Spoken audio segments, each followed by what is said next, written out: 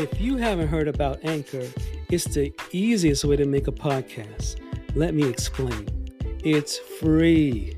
There's creation tools that allow you to record and edit your podcast right from your phone or computer. Anchor will distribute your podcast for you so you can be heard on Spotify, Apple Podcasts, and many, many more. You can make money from your podcast with no minimum listenership. It's everything you need to make a podcast in one place. Download the free Anchor app or go to anchor.fm today to get started.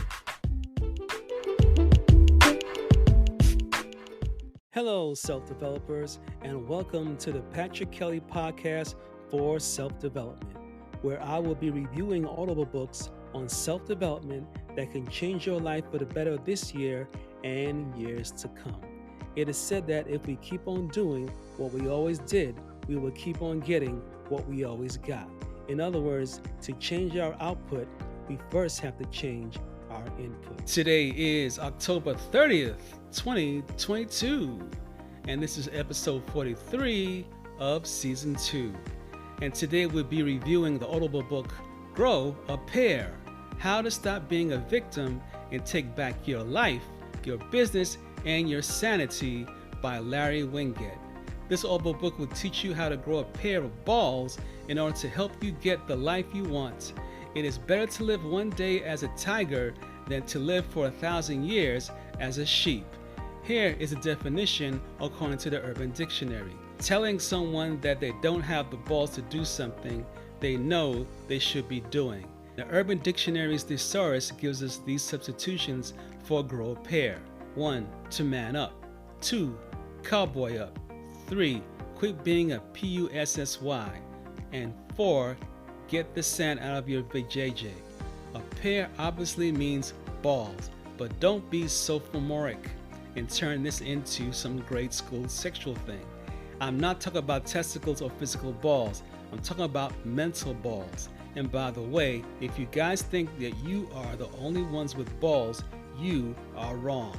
Growing a pair has nothing to do with masculine versus feminine. I can show you lots of men who have balls yet have no balls. I can also show you lots of women who have a bigger pair than most men can ever hope to have. In other words, growing a pair has nothing to do with what's between your legs and everything to do with what's between your ears. Growing a pair is a state of mind, an attitude, and a way of thinking. Chapter 1. The problem. We have become a society of weenies. I hate admitting that, but since I am not a weenie, I will.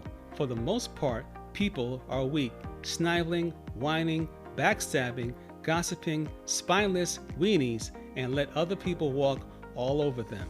People deliver bad service, and we take it without ever saying anything about it. We allow our friends to say hurtful things to us without saying a word in our defense. We let our government, people we elect and whose salaries we pay, take advantage of us instead of fighting back by voting them out. We sit in theaters and let people text, take phone calls, and talk loudly to each other like they are sitting in their own living rooms. And most of us never bother to speak up and tell them to shut the hell up. You can't change the world, but you can change your world. The best way to change your world is to fix yourself first. That's right. Work on you before you concern yourself with other folks. Remember that people change when they want to and not when you want them to. So instead of worrying yourself with fixing everyone else, focus on fixing yourself. When you think you've mastered a bit of this stuff, then move on to your kids and teach them. Then communicate with people you come in contact with every day to educate them on your new view. Most importantly, live like you have a pair and set a goal example so it will rub off on those around you. Chapter 2. Do you have a pair? Answer these questions. Do you allow people to take advantage of you? Do you find yourself picking up the slack for lazy coworkers? Do you let people cut in front of you in line? Do you accept bad service without speaking up? Do you eat cold food in a restaurant rather than send it back?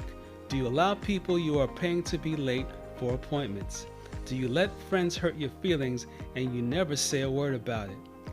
do you often feel responsible for other people and their feelings? If you answered yes to any of the above questions, you don't have a pair. Answer these questions. Do you feel in control of your life? Do you feel a sense of purpose and determination when you wake up in the morning? Do you recognize your problems as problems, but know that some hard work and a little sweat will get you through them? When faced with overwhelming adversity, do you suck it up and go to work on it? Are you confident in your ability to deal with the challenges of life? When you make a mistake, do you take responsibility for your actions? Do you speak up when you see someone else being mistreated? If you answered yes to any of the above questions, you do have a pair. Chapter 3. How do you grow a pair? You grow a pair by changing yourself a little at a time. The truth is that it's hard to change your life. In reality, all you can do is change one little thing at a time. Then you change one more little thing, and eventually you have stacked enough of those little changes on top of each other, you end up with a life that looks different than the old one you were living. That's how you change yourself and your world. And when enough people do that, then you end up with a change in the world. Growing a pair will always begin with you. Chapter 4. Grow a pair with your money. Get control of your money. Think you can have a pair and be out of control of your finances? It doesn't work that way. If your finances are out of control, it is proof that you lack discipline either with yourself or with someone in your family. People who have a pair know not to spend more money than they earn. They save, invest, and live within their budget. They have fiscal discipline. They pay their bills on time. They have a commitment to their commitments. They also don't let spouse or kids put the family at financial risk by spending more than they should. People who allow this are called enablers. They enable others by allowing them to get by with bad behavior. Enablers don't have a pair. People who have a pair are in control of their lives. They exercise personal responsibility and self-discipline. Chapter 5. Grow a pair at home. Growing a pair isn't about you, your money, and your business. It's also about your home and the people in it. Homes need to be run. They don't run by themselves. Homes need leaders who have a pair and will stand up for what is right and acceptable within the boundaries of the home. You have to have a pair in what you stand for as a leader in your family, with your spouse, with your kids, and with your friends. Chapter 6. Be a citizen with a pair. Confront wrong. Don't let people mistreat others. Don't ignore bad behavior. Don't say it's none of my business. It is your business when you find someone stealing, lying, or mistreating another person. Speak up. Take action. Intervene. Speak up for those who can't. Some people can't speak up for themselves. The elderly, little kids, and even animals often need people with a pair to stand up and speak on their behalf. But people with a pair will put justice ahead of their own convenience and do the right thing. My belief is that if you witness abuse, bullying, or other mistreatment of another person or animal and don't step up to stop it, you are just as guilty as the one doing the mistreating. Yes, you are guilty because your lack of action allowed the behavior to continue. Your lack of a pair. Your lack of a pair, your cowardice, your need to put your convenience ahead of the well-being of others makes you guilty. Remember this, the next time you see abuse of another person or animal, if you don't step up, it's on you. Closing thoughts. On a scale of 1 to 5, I would give this Audible book a rock-solid 5 for teaching how to grow a pair and keep it.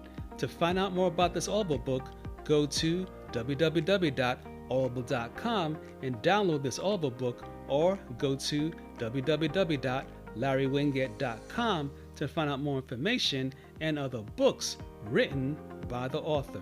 Remember to subscribe to this podcast on your favorite podcast platform so you do not miss an episode. And also remember to please Share this episode via text or email with friends and family and other people that you care about.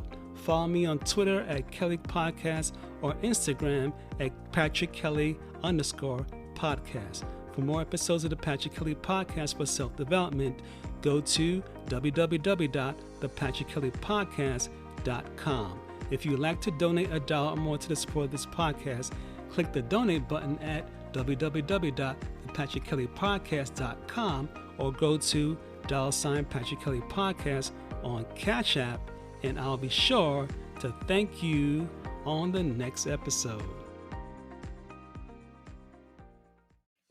This is the end of this podcast for today. Tune in next week Sunday for the next episode and the next Audible book of over 300 books that I'll be reviewing on the Patrick Kelly Podcast for self-development. If you enjoyed this podcast, take a moment to rate and review on Apple Podcasts. This really helps me out. Feel free to share this podcast with someone you care about. And remember, your life does not get better by chance, it gets better by change. Take care.